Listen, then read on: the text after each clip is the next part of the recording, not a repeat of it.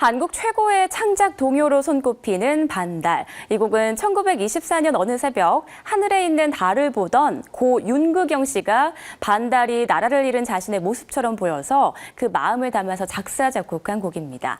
한 폭의 아름다운 그림책과 같은 가사는 당시 조선인들의 나라를 잃은 민족적 서름과 또 빼앗긴 조국에 대한 뜨거운 열정을 동심의 세계로 표현하고 있는데요.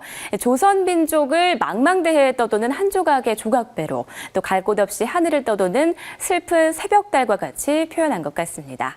그러면서도 서쪽 나라로 간다는 표현은 해방의 나라를 의미했다고 하는데요.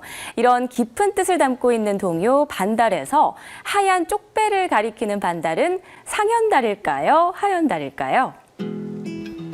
사실 이 윤 선생님이 직접 하늘을 보고서 쓰신 건지 기억을 가지고 쓰신 건지 상당히 애매한 부분이 많습니다. 네. 기록에 의하면 이 윤 선생님이 이 동요를 쓰신 것이 1923년도부터 1924년 봄 사이라고 하거든요. 네. 그러니까 1924년도에 발표를 하셨고 이분이 1923년도 9월에 일본에 들어오셨기 때문에 그 사이에 쓴 것이 아닐까라고 여겨지는데 네. 과연 그 사이에 이 노래 가사 속에 해당되는 그런 배경이 하늘에 있었겠느냐.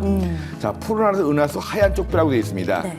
물론 밤이니까 푸른 하늘이 아니라 까만 하늘이겠죠. 네. 그건 노래 가사이기 때문에 그냥 시적으로 표현했다고 치고요. 예. 그럼 하얀 쪽배라고 하는 건 결국 달을 이야기하는 건데 쪽배니까 보름달이 아니라 반달이겠죠. 네. 근데 이제 하얀 쪽배에 개수나무, 이 개수나무 어차피 달 속에 있는 거고요. 천문학적으로 그 새벽에 보이는 달은 하얀 달 왼쪽. 그 다음에 저녁에 보이는 달은 오른쪽, 네. 상현달. 모양이 틀리고 방향도 틀립니다. 그리고 금성이 새벽에 보일 때는 동쪽에 샛별, 금성이 저녁에 보일 때는 서쪽에 개밥바라기. 네. 그 아드님 인터뷰한 거 들어보니까 이 윤 선생님이 저녁 8시분 주무시고 아침 새벽 3시 반 항상 일어났다네요. 아주 매일같이.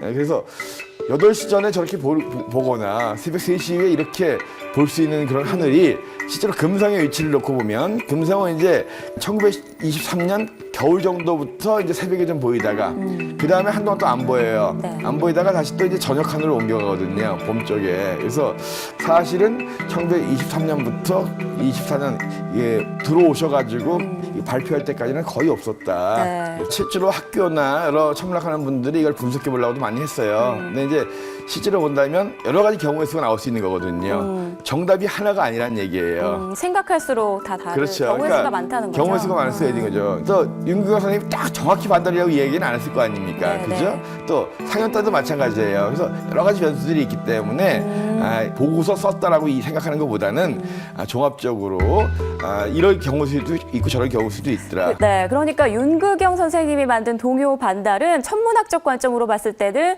너무나도 경우의 수가 많기 때문에 어느 시점에 어떤 정확한 달을 보고 그렸다라고 보기엔 좀 힘들 것 같고요. 우리가 음악적인 관점에서 예술적인 의미에서 이 동요를 감상해야 할 것 같습니다.